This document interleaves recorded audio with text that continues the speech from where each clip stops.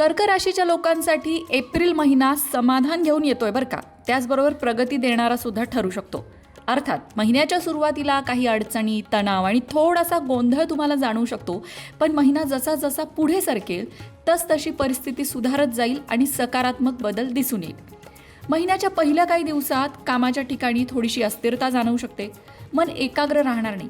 कामात अडथळे येऊ शकतात आणि वरिष्ठांशी तुमचे मतभेद होण्याची सुद्धा शक्यता आहे. त्यामुळे या काळात शांतता राखणं, संयम बाळगणं अत्यंत आवश्यक आहे. घाईत घेतलेले निर्णय पुढे त्रासदायक ठरू शकतात. मात्र महिन्याच्या मध्यावर येताच परिस्थिती हळूहळू सुधारताना दिसून येईल. म्हणजेच काय, महिन्याच्या सुरुवातीला तुम्हाला थोडा संयम ठेवायचा आहे. महिन्याच्या मध्यामध्ये तुम्हाला परिस्थितीत सुधारणा दिसेल. तुमच्या मेहनतीला योग्य दिशा मिळेल.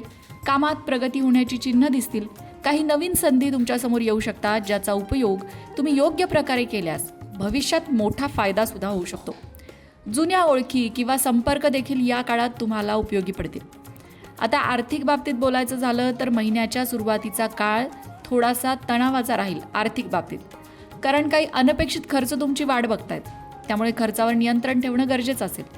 मात्र महिन्याचा उत्तरार्ध उत्पन्नाचे नवे मार्ग सुद्धा देऊन जाऊ शकतो आणि आर्थिक स्थितीत सुधारणा जाणवेल. प्रेमसंबंध किंवा वैवाहिक जीवनात सुरुवातीला काही गैरसमज होऊ शकतात. म्हणजेच काय, जे सुरुवातीला सांगितलं ना की महिन्याची सुरुवात थोडी तणावाची होईल, तर ती कशा प्रकारच्या तणावाची होईल, हेच नात्यांमध्ये तणाव किंवा कामाच्या ठिकाणी तणाव, अशाच तणावांनी महिन्याची सुरुवात होईल. पण एप्रिल महिन्याचा मध्य आणि एप्रिल महिन्याचा शेवट तुमच्यासाठी सुखद असणार आहे. सुरुवातीला मात्र लहान सहान गोष्टीवरनं वाद होण्याची शक्यता आहे. त्यामुळे संवाद साधताना संयम, समजूतदारपणा आवश्यक आहे. महिन्याच्या शेवटी नातेसंबंधात गोडवा परत येईल आणि एकमेकांबद्दलचा विश्वास अधिक दृढ होईल. कुटुंबातही सुरुवातीला काही तणावाचं वातावरण निर्माण होऊ शकतं. घरातील सदस्यांशी बोलताना शब्द जपून वापरणं गरजेचं आहे. तसं तर कर्क राशीच्या लोकांना ना जपून बोला किंवा जपून वागा हे सांगण्याची गरज मुळीच नसते. कारण की मुळातच ती लोक प्रेमानेच वागतात सगळ्यांशी. त्यांच्यामध्ये संयमही भरपूर असतो. पण हो ना, कधी कधी माणूस वैतागतो, चिडतो आणि मग काहीतरी बोललं जातं. अशा ठिकाणी थोडंसं शांततेने घेण्याची गरज आहे. मात्र काळानुसार वातावरण शांत होईल. घरात आनंदाचे पुन्हा क्षण अनुभवता येतील. विद्यार्थ्यांसाठी एप्रिल महिना सुरुवातीला थोडासा विचलित करू शकतो. अभ्यास करणं कठीण जाईल, सातत्य ठेवणं कठीण जाईल. पण महिन्याच्या शेवटी मात्र चांगले परिणाम दिसतील. खास करून स्पर्धा परीक्षांची तयारी करणाऱ्यांसाठी हा काळ हळूहळू अनुकूलता देत जाईल. आरोग्याच्या दृष्टीने मोठी समस्या एप्रिल महिन्यात तुम्हाला येणार नसली तरी मानसिक तणाव, थकवा, झोपेच्या समस्या जाणवू शकतात. त्यामुळे योग्य विश्रांती, संतुलित आहार, हलका व्यायाम याकडे लक्ष द्यावं लागेल.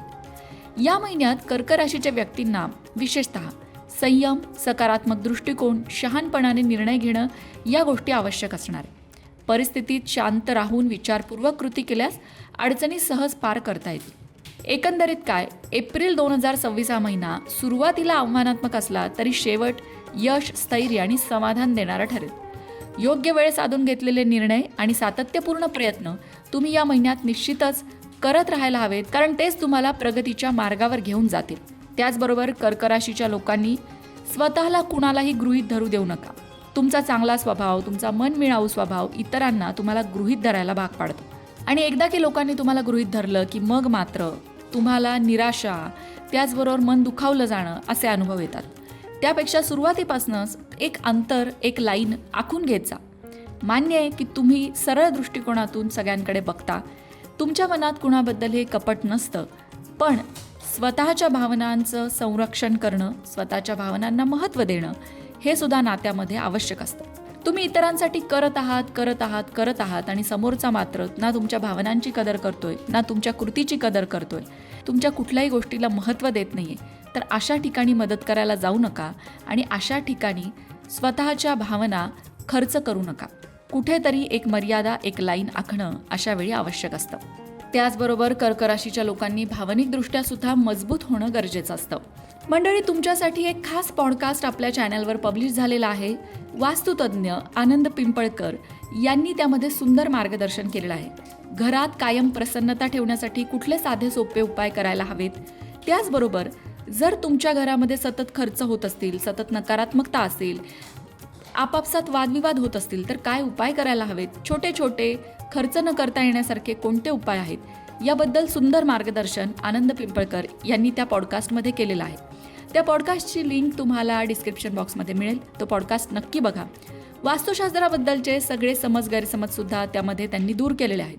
वास्तुशास्त्रात अनेक गोष्टी सांगितल्या जातात.